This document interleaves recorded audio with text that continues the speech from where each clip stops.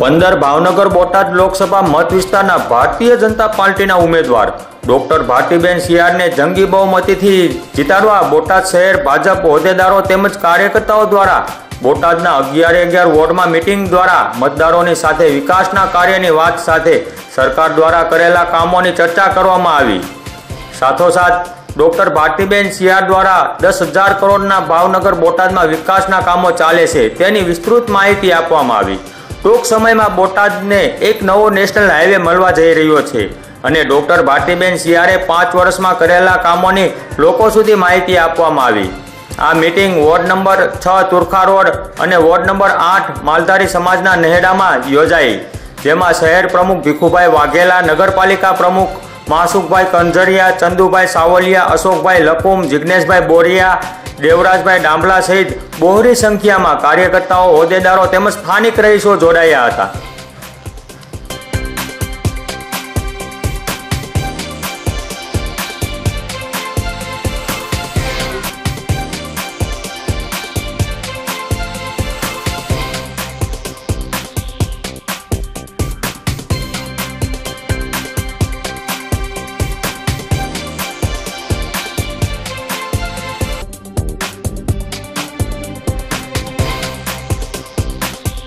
आगामी 23 तारीखना रोज આપણું રાષ્ટ્રીય પર્વ એટલે લોકશાહીનો દિવસ છે। આપણા પર્વમાં આપણે ખૂબ જ ભારપૂર્વક ધ્યાન આપી અને આપણે સૌ કોઈએ મતદાન કરવા માટે થઈ સવારના 7 થી સાંજના 6 વાગ્યા સુધીનો સમય છે, તો આપણે સૌ મતદાન કરવા માટે જવાનું છે। આપણો મત કિંમતી અને પવિત્ર છે મિત્રો। આપણે મતદાન કરવા માટે જવાનું છે એટલે એક દાન કરવા માટે જવાનું છે। આપણે જોઈએ ઘણા પ્રકારનું દાન આવે છે, તો એમાં આ પણ એક મત પણ એક આપણો દાન સ્વરૂપે આપવાનો છે। તો આ દાન આપણે કેવા લોકોને આપવું જોઈએ, કેવી પાર્ટીને આપવું જોઈએ? આ દેશ માટે જે લોકો સારું ઈચ્છે, આ દેશનું ભવિષ્ય સારું બનાવે, આ દેશની સુરક્ષા કરે, આ દેશમાંથી આતંકવાદને નાબૂદ કરે, આ દેશનો વિકાસ કરે એવા રાજપુરુષ અને આપણા ગુજરાતના પનોતા પુત્ર અને જેમને દેશ અને વિદેશોમાં જેમને નામના ખૂબ જ બહોળી અને ભારતને ગર્વ અપાયું છે એવા આપણા માન્ય વડાપ્રધાન શ્રી નરેન્દ્રભાઈ મોદીને આપણે જ્યારે ફરી એકવાર મોદી સરકારના નાદ સાથે આપણે એમને વડાપ્રધાન બનાવવાના છે, ત્યારે આપણા ભાવનગર 15 લોકસભાના ઉમેદવાર એવા ભારતીબેન સિયાર ગત ટર્મમાં પણ એ આપણા સાંસદ તરીકે રહી ચૂક્યા છે। એમના સમયકાળ દરમિયાન ઘણી ખરી આપણને યોજનાઓનો લાભ મળ્યો છે। સાથોસાથ આપણા બોટાદમાં ટ્રેન, પાસપોર્ટ એ પ્રકારની કોમ્યુનિટી હોલ એવી ઘણી જ આપણને સુવિધા પણ એમને પ્રાપ્ત કરાવી છે। સાથોસાથ એ આપણે સાંસદ તરીકેનું પણ એક ગર્વ છે, જેમણે સંસદમાં સૌથી વધુ એટલે કે 31 વાર આપણા સંસદ મત વિસ્તારની એમને પ્રશ્નોની રજૂઆતો કરી છે અને ઘણા ખરા કામો આપણને અપાયા છે।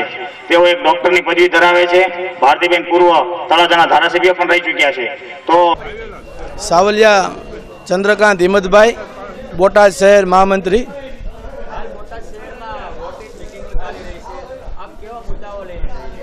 હવે બોટાદના 11 વોર્ડ, એમાં દરેક વોર્ડમાં અમે બોટાદમાં વિવિધ આગેવાનોની 5 ટીમ પાડી અને બોટાદના 11 વોર્ડમાં રોજની 15 આજુબાજુ વોર્ડ મિટિંગો કરીએ છીએ અને ભારતીબેને કરેલા ગત 5 વર્ષમાં જે બોટાદને જે અનેક વિકાસ કાર્યો આપ્યા છે, એમાં રેલવે છે, નવોદય વિદ્યાલય છે, મિલિટરી ઢસાથી તે લીંબડી સુધીનો 4 લેન હાઈવે છે।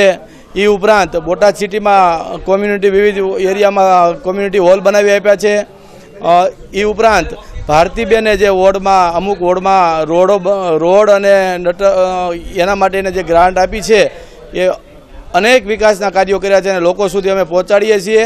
અમને પૂરી ખાતરી છે કે આવતા 5 વર્ષમાં પણ ભારતીબેનને અમે બોટાદ વિધાનસભામાંથી સારી એવી લીડ આપી અને મોકલવાના છીએ અને ભારતીબેન આવતા સમયમાં અમારા બોટાદ સિટી અને બોટાદ જિલ્લાનો ખૂબ વિકાસ કરશે એવી અમને પૂરી આશા છે બેન ઉપર। ભારત માતા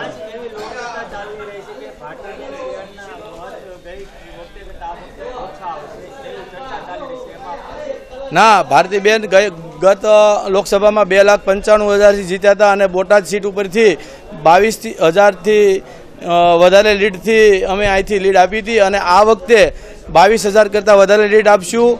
ભારતીબેન 100% જીતશે, એમાં કોઈ ઓલું નથી. અને અફવાઓ ફેલાવવાવાળા અત્યારે બોટાદ નગરમાં એના મન ફાવે એવી વાત કરે છે, પણ એ તો ખાલી એના ઉમેદવારમાં કાંઈ છે નહીં અને એને અફવા ફેલાવવાળાને બીજું કંઈ આવડતું નથી. જીત એમની પાસે છે નહીં અને જે બે નમાલા માણસો વાત કરે એનાથી કોઈ લોકોમાં ગભરાવાની જરૂર નથી અને ભારતીબેન 100% જીતશે, એમાં કોઈ શંકા નથી.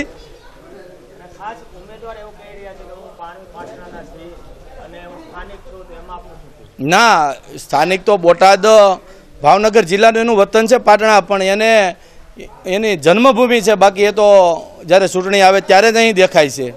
બાકી ક્યારેય પણ એને કોઈ બોટાદની અંદર એક કાર્ય કર્યું હોય તો લોકો સમક્ષ ચર્ચા કરે આવી કે મેં બોટાદને અને કે ભાવનગરને કામ આપ્યા છે, એવું કંઈ છે જ નહીં અને અફવાઓ ફેલાવે છે અને લોકોને જે વાત કરવી હોય એ કરે. ભારતીબેન જીતશે, એનાથી કોઈ બોટાદની જનતા એમાં કંઈ ટચની મચ થાય એવું લાગતું નથી.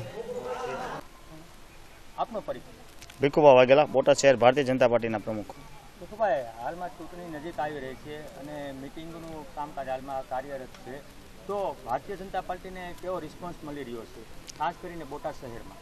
બોટાદ શહેરમાં આપ જોઈએ તો ઘણા વર્ષોથી, જ્યારે 1967માં સૌ પ્રથમ વખત ભારતીય જનસંઘની નગરપાલિકા બોટાદથી શરૂઆત થઈ હતી અને ત્યાર પછી પાછલા 30 વર્ષથી બોટાદ નગરપાલિકાના વિસ્તારમાં ભારતીય જનતા પાર્ટીનું શાસન છે અને હર હંમેશ જે કોઈ પણ ચૂંટણી આવે છે એમાં ભારતીય જનતા પાર્ટીની બહુમતી હોય છે અને ખૂબ જ જંગી મતો અહીંયા બોટાદમાંથી મળતા રહે છે. ગઈ વિધાનસભામાં માનનીય ઉર્જા મંત્રી એવા અમારા ધારાસભ્ય સૌરભભાઈ પટેલને પણ સૌથી સારી એવી લીડ બોટાદ શહેરમાંથી મળી હતી અને એમનો વિજય થયો હતો. અને અત્યારે આપ જોઈ શકો, અહીંયા વોર્ડ નંબર 8ની અત્યારે મિટિંગ છે, તો અહીંયા અમારું જે ક્રીમ છે આ વોર્ડ નંબર 8 ભારતીય જનતા પાર્ટીનું, કે જ્યારે અહીંથી મતપેટી ખુલે છે ત્યારે ઢગલાબંધ મતો અહીંયા ભારતીય જનતા પાર્ટીના નીકળે છે. જે કંઈ પણ મતદાન થાય છે 70-80% મુજબ 80% ઉપર પણ અહીંયા મતદાન થયેલું છે અને ગઈ ટર્મમાં પ્રથમ નંબર પણ આ જ વોર્ડમાં મળ્યો છે. એટલે કે ભારતીય જનતા પાર્ટીનો ખૂબ સારો માહોલ છે. આજે બોટાદના 11 વોર્ડમાં ખૂબ જ સારી મિટિંગ છે. દરેક વોર્ડમાંથી સમાચાર લઈ અમારી ટીમો અલગ અલગ બધી ગઈ છે. અમારા પૂર્વ ધારાસભ્ય માણિયા સાહેબ છે, અમારા અત્યારે ઇન્ચાર્જ શ્રી વિનુભાઈ સોની છે, અમારા કિશોરભાઈ પીપાવત છે, માસુકભાઈ નગરપાલિકાના પ્રમુખ છે, સાથોસાથ કાળુભાઈ છે. તમામ અહીંયા જે કોઈ કાર્યકરો મિત્રો ઉપસ્થિત છે, સૌ કોઈ પોતપોતાની મહેનત, સંગઠન છે, યુવા મોરચા છે, તમામ પ્રકારના સૌ કોઈની સારી એવી મહેનત છે અને એ મહેનતના ભાગરૂપે અત્યારે બોટાદ શહેરમાં ભારતીય જનતા પાર્ટીનો ખૂબ જ સારો માહોલ છે અને આ બોટાદ ખૂબ જ સારી લીડ ભારતીબેનને આ જ વિસ્તારમાંથી આપવાની છે. અને સાથોસાથ માનનીય વડાપ્રધાન શ્રી નરેન્દ્રભાઈ મોદી ફરી એકવાર વડાપ્રધાન બને એની નેમ સાથે બોટાદ શહેરમાં ખૂબ જ ઉત્સાહભર્યું વાતાવરણ છે.